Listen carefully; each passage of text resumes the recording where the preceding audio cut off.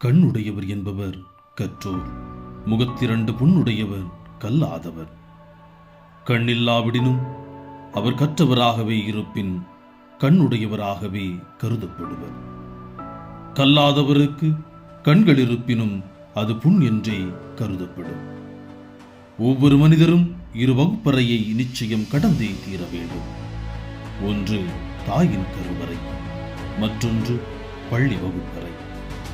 மனிதனின் கல்வி கருவறை தொடங்கி கல்லறை வரை நீண்டு கொண்டேதான் செல்கிறது.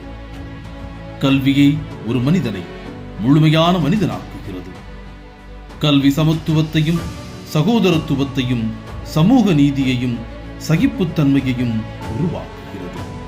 கடவுளை கடவுளாகவும் மனிதனை மனிதனாகவும் பார்க்கக்கூடிய உயர்ந்த பரந்துபட்ட விசாலமான பார்வையை தரவல்லது கல்வி மட்டுமே. எச்சூழலிலும் கற்போம், விரும்பி கற்போம். அன்புடன் வணக்கம்.